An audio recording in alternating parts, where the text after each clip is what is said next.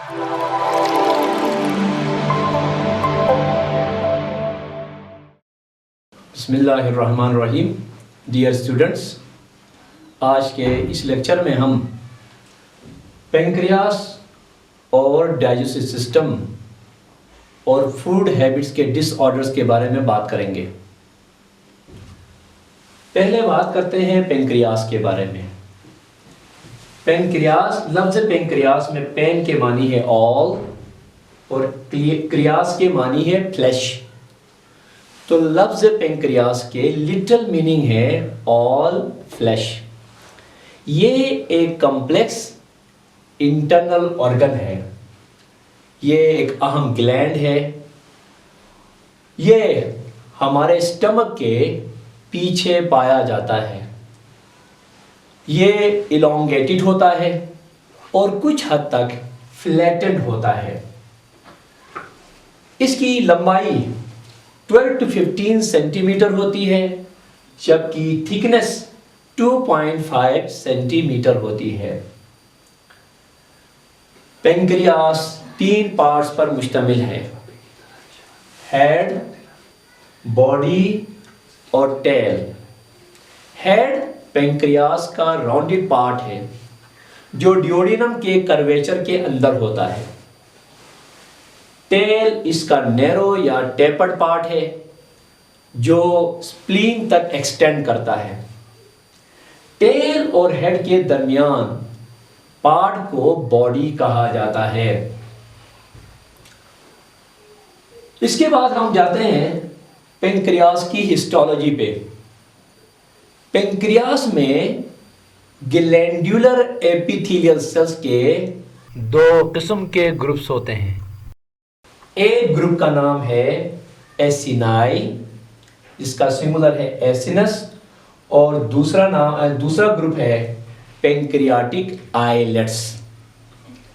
Acini pancreas का exocrine portion है, जबकि पेंक्रियाटिक आइलेट्स, जिनको पहले आइलेट्स ऑफ लैंगरहैंस कहा जाता था, ये पेंक्रियास का एंडोक्राइन पोर्शन है। एसिनाई पेंक्रियास के ग्लैंड्यूलर एपिथेलियल सेल्स का 99% होते हैं, जबकि पेंक्रियाटिक आइलेट्स सिर्फ 1% होते हैं। पेंक्रियाटिक आइलेट्स या आइलेट्स ऑफ लैंगरहैंस पर हम बात नहीं करेंगे, क्योंकि ये इसको अलग चैप्टर में डिस्कस किया जाता है एंडोक्राइन सिस्टम के तहत। एसिनाई पेंक्रियास के ग्लैंडुलर एपिथेलियल सेल्स का ग्रुप्स हैं। ये सेल जो है एक क्लियर लिक्विड सिक्रीट करते हैं, जिन्हें पेंक्रियाटिक जूस कहा जाता है।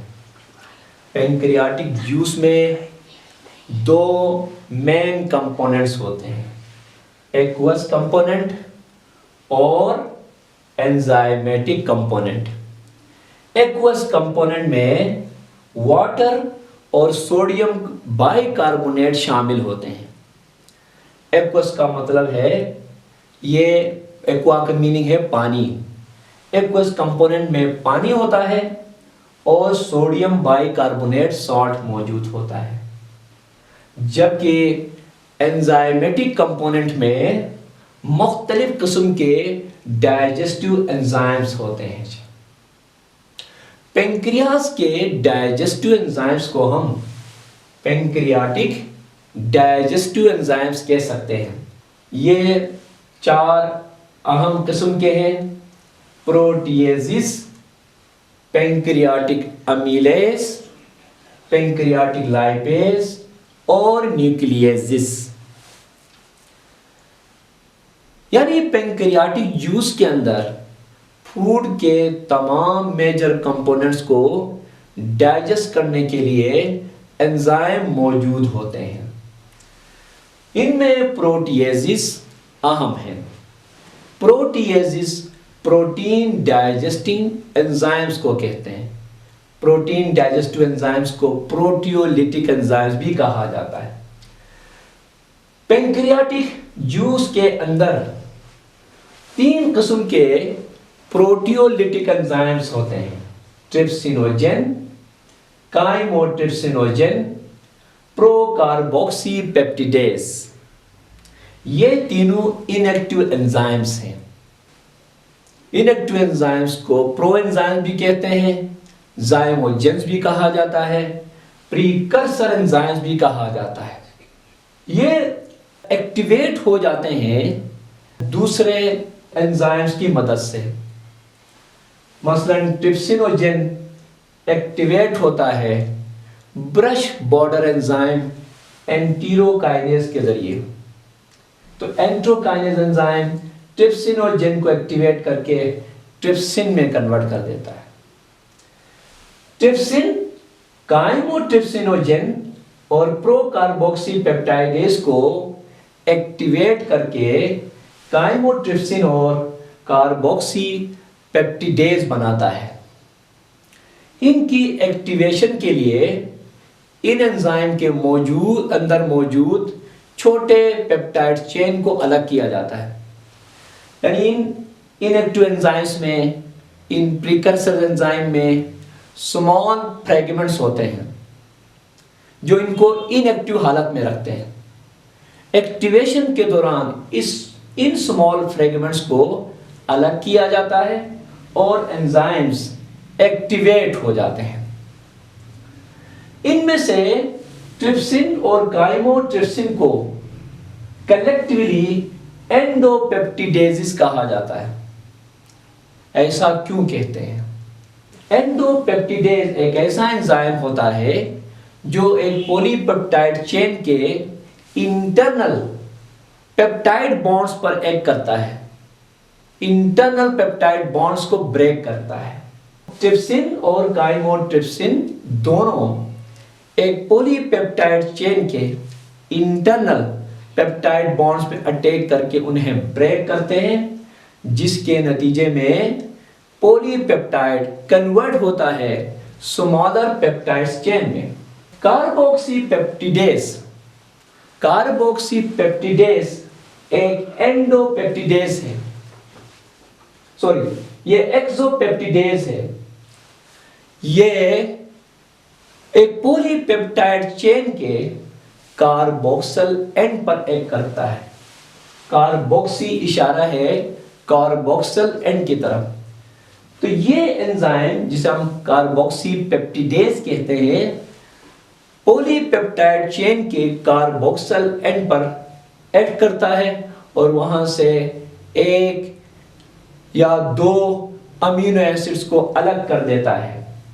क्योंकि ये पॉलीपेप्टाइड चेन के एंड पर एक्ट करता है, इसीलिए ये एक्सोपेप्टिडेज है। पैंक्रियाटिक जूस में पैंक्रियाटिक अमाइलेज एंजाइम भी होता है, जिस डाइजेशन को सलीवरी अमाइलेज ने ओरल कैविटी में स्टार्ट किया था, उसी को पैंक्रियाटिक एमाइलेज कंटिन्यू करता है।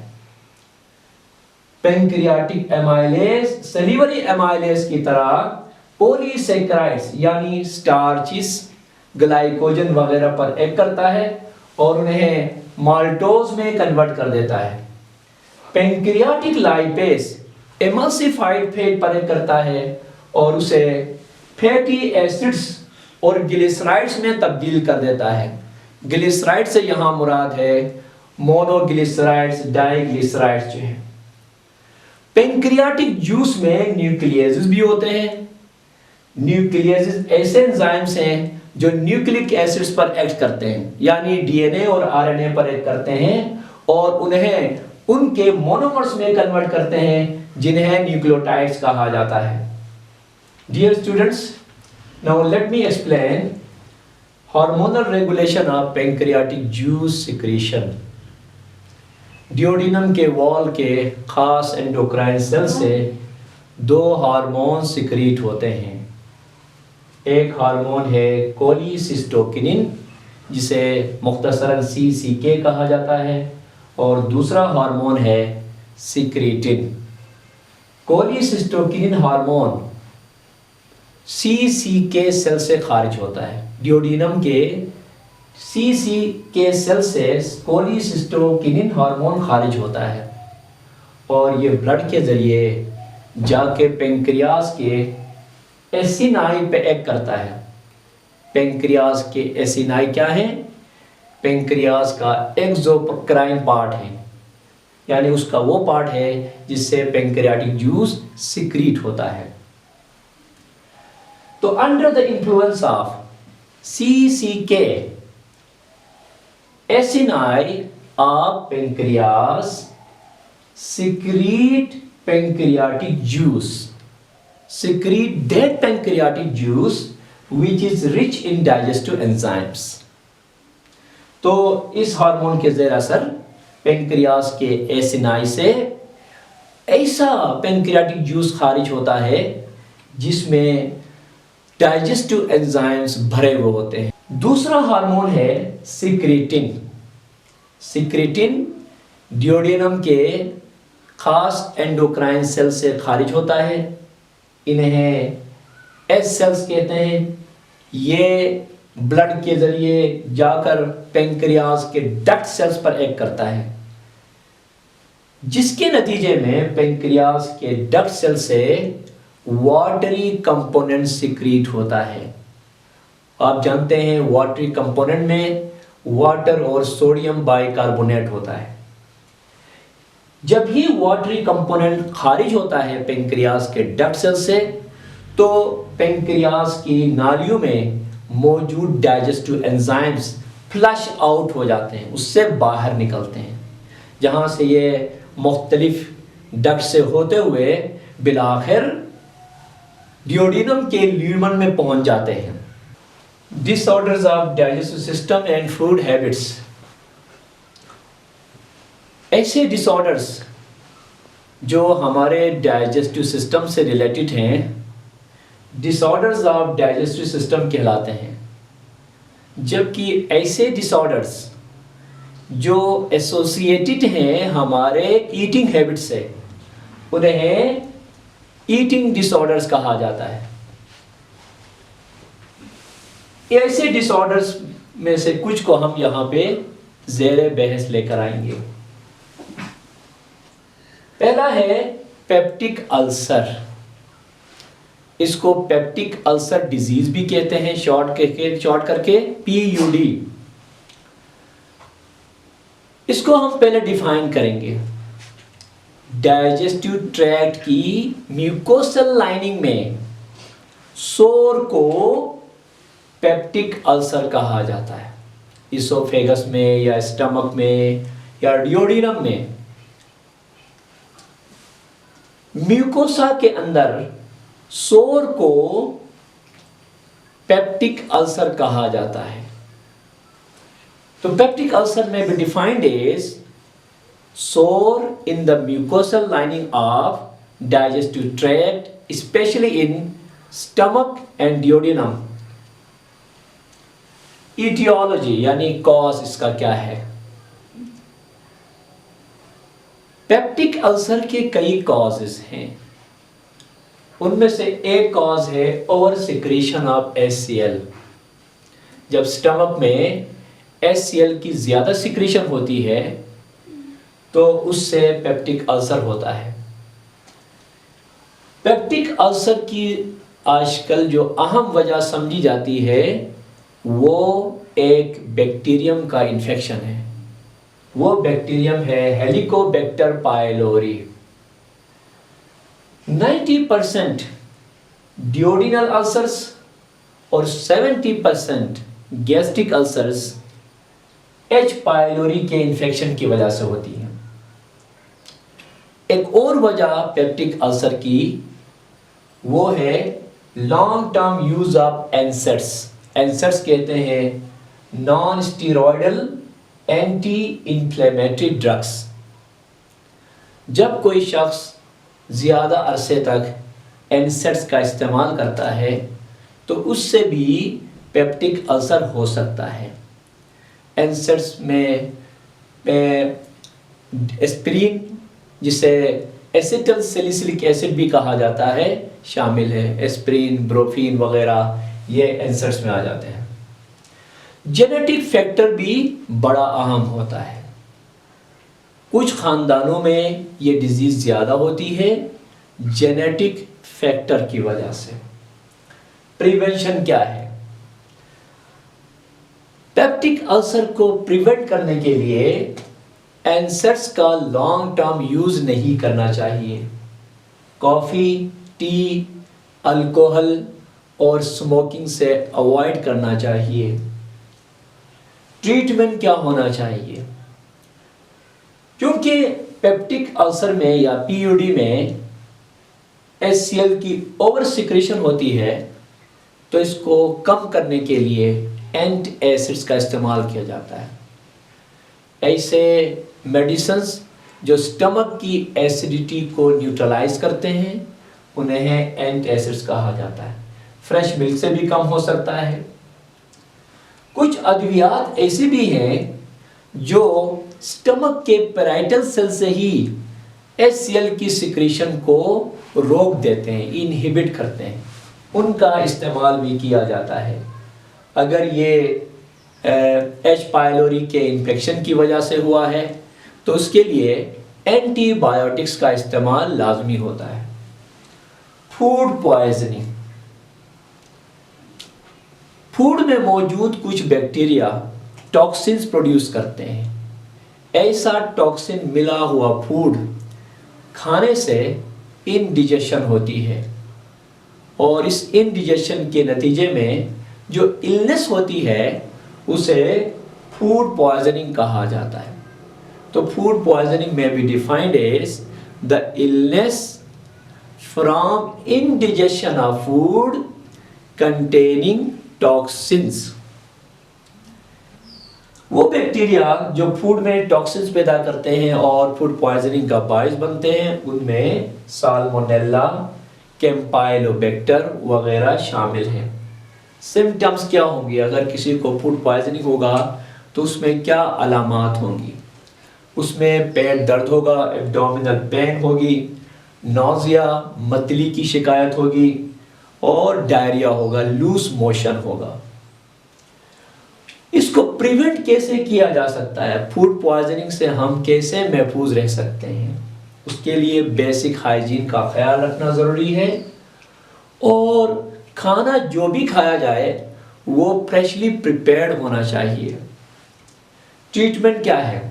अगर किसी को फूड पॉइजनिंग हो जाए तो उसका ट्रीटमेंट कैसे किया जाता है? उसके ट्रीटमेंट के तौर पर उसे नरम और जल्दी हजम होने वाली खुराक दी जाती है। अगर डायरिया की वजह से पेशेंट को डिहाइड्रेशन हो गई है तो उसमें ORS दिया जाता है। ORS के मानी है ओरल रिहाइड्रेशन सॉल्ट्स। डायरिया को रोकने के लिए एंटी डायरल एजेंट्स दिए जाते हैं जिनमें इनकी मिसाल है लोप्रामाइड। एंटीबायोटिक्स भी प्रिस्क्राइब किया जाता है इन्फेक्शन को कंट्रोल करने के लिए। डिस्पेप्सिया, DYS, डिस कहते हैं बेड को, पेप्सिया कहते हैं डाइजेशन को। डिस्पेप्सिया इनकम्प्लीट या इम्परफेक्ट डाइजेशन को कहा जाता है। इसका इटियोलॉजी क्या है? इसके कॉजेस क्या हैं? इसके कॉजेस में नंबर 1 है एक्सेसिव एसिडिटी। स्टमक के अंदर एसिडिटी का ज़्यादा होना या स्टमक या स्मॉल इंटेस्टाइन के फंक्शन में खराबी पैदा होना या बाइल की क्वांटिटी या क्वालिटी नाकाफी होना, इनसफिशिएंट होना, ये सब वजूहात हैं डिस्पेप्सिया की। डिस्पेप्सिया से हम कैसे महफूज रह सकते हैं? डिस्पेप्सिया से महफूज रहने के लिए ऐसे फूड का इस्तेमाल नहीं करना चाहिए जिससे ये कंडीशन वर्स हो जाए, मज़ीद ख़राब हो जाए। टी, कॉफ़ी, स्मोकिंग और अल्कोहल से गुरेज करना चाहिए। तमाम खाने जो है वक्त पे खाने चाहिए और बॉडी वेट को रिड्यूस करना चाहिए। ट्रीटमेंट क्या हो सकता है? ट्रीटमेंट के तौर पर एंटीबायोटिक्स दिए जा सकते हैं और एसिडिटी को कम करने के लिए सिमेटिडीन जैसी दवाई दिया जा सकता है और एनसेड्स यानी non steroidal anti inflammatory drugs के इस्तेमाल को अवॉइड करने को कहा जाता है पेशेंट को। ओबेसिटी के मानी है मोटापा। मोटापा कहते हैं जिस्म पर एबनॉर्मल अमाउंट में फैट का मौजूद होना। The presence of abnormal amount of fat on the body is referred to as obesity. Obesity की वजूहात क्या हैं? ओबेसिटी की सबसे बड़ी वजह ओवर ईटिंग है, हद से ज़्यादा खाना। इमोशनल डिस्टर्बेंस भी है यानी जज्बाती खलल, और इसमें जेनेटिक फैक्टर भी अहम फैक्टर है। पिट्यूटरी ग्लैंड, थायराइड ग्लैंड और एड्रिनल ग्लैंड्स के डिसऑर्डर्स की वजह से भी ओबेसिटी हो सकती है। प्रिवेंशन कैसे कर सकते हैं? ओबेसिटी से बचने के लिए बैलेंस डाइट लेना चाहिए और बैलेंस डाइट लाइफस्टाइल, जेंडर और एक्टिविटी लेवल के मुताबिक होनी चाहिए और रेगुलर एक्सरसाइज करना चाहिए। अब आते हैं एक डिसऑर्डर की तरफ, एक ईटिंग डिसऑर्डर की तरफ। Bulimia nervosa. बु के मानी है ऑक्स, लीमिया के मानी है हंगर, नर्वोसा का मतलब है फियर, यानी बेल जैसी भूख होना और इसके नतीजे में बहुत ज़्यादा खाना, वोरेशियस ईटिंग होना और इसके बाद घबरा जाना, मोटापे का खौफ होना, इसे बुलिमिया नर्वोसा कहा जाता है। इसमें जैसे कि मैंने अभी बताया कि इसमें वोरेशियस ईटिंग होती है। इसका मुतासरा शख्स, जिसको बुलिमिक कहते हैं, ओवर ईटिंग का शिकार हो जाता है और ओवर ईटिंग के बाद वो घबरा जाता है और घबराने की वजह से वो अपने बॉडी वेट को रिड्यूस करने के लिए पर्जिंग करता है, यानी आंतों को खाली करता है। आंतों को खाली करने का मतलब आप समझते हैं, फास्टिंग करता है या सेल्फ इंड्यूस्ड वोमिटिंग करता है। तो ऐसा डिसऑर्डर जिसमें पहले वोरेशियस ईटिंग होती है और बाद में मोटापे के खौफ की वजह से पर्जिंग, फास्टिंग या सेल्फ इंड्यूस्ड वोमिटिंग होती है, बुलिमिया नर्वोसा कहलाता है। इसको बिंज पर्ज सिंड्रोम भी कहते हैं। बिंज कहते हैं a period of uncontrolled eating, क्योंकि इसमें एक पीरियड आता है अनकंट्रोल्ड ईटिंग का। फिर इसके बाद जो है अक्सर पर्जिंग होती है, आंतों को खाली किया जाता है। तो इसीलिए बुलिमिया नर्वोसा को बिंज पर्ज सिंड्रोम भी कहते हैं। इसकी अलामात क्या हैं? क्योंकि इसका जो मुतासरा शख्स है यानी बुलिमिक है, वो पर्जिंग, फास्टिंग या सेल्फ इंड्यूस वोमिटिंग करता है, इसकी वजह से उसके सीरम में इलेक्ट्रोलाइट का इम्बैलेंस होता है और उसका वेट लॉस होता है, बॉडी वेट में कमी आ जाती है और वो बार बार इन्फेक्शंस का शिकार हो जाता है। इसका इलाज जो होता है, इसका जो ट्रीटमेंट होता है प्रोलॉन्ग्ड होता है, लेकिन ये सारा जो इलाज है वो अंडर स्ट्रिक्ट सुपरविजन में होता है। एक और इस तरह का डिसऑर्डर है एनोरेक्सिया नर्वोसा। एनोरेक्सिया नर्वोसा, यहां पे थोड़ी सी गलती हो गई है। इसकी डेफिनेशन क्या है? डेफिनेशन यहां इस टर्म के अंदर ही मौजूद है। एन का मतलब है विदाउट, ओरेक्सिया मीन्स एपिटाइट, यानी एपिटाइट का खत्म होना। एपिटाइट खाने की ख्वाहिश को कहते हैं। नर्वोसा के मानी है घबराहट, फियर, यानी मोटापे के खौफ से भूख का खत्म होना एनोरेक्सिया नर्वोसा कहलाता है। Loss of appetite due to the fear of becoming obese is known as anorexia nervosa. Bulimia nervosa भी लड़कियों में होता है, एनोरेक्सिया नर्वोसा भी लड़कियों में होता है। ये स्लाइटली ओल्डर गर्ल्स में होता है, लेकिन ये जो डिसऑर्डर है वो 12 से 21 साल की लड़कियों में होता है। और ऐसी लड़कियों को जिनमें ये डिसऑर्डर है उन्हें एनोरेक्सिक गर्ल्स कहते हैं। इनकी अलामत क्या होती हैं? अहम अलामत तो ये है कि मोटापे के खौफ से खाना पीना छोड़ना, और इसकी वजह से इनका वेट ड्रॉप होकर डेंजरस लेवल तक पहुंच जाता है। बाज़ औक़ात वेट इतना ड्रॉप होता है कि वो लड़की जो है बिल्कुल चाइल्ड लाइक स्टेट में आ जाती है। इसके लिए चूंकि ये साइकोलॉजिकल प्रॉब्लम है तो इसके लिए साइकाइट्रिक थेरेपी दी जाती है। एक साइकाइट्रिस्ट जो है ऐसे बच्चियों का इलाज करता है, क्योंकि ऐसी बच्चियां, ऐसी लड़कियां खाने पीने से इनकार करती हैं, इसीलिए उन्हें वेंस के ज़रिए खाना दिया जाता है, इंट्रावीनस फीडिंग की जाती है। इनकी जो रिकवरी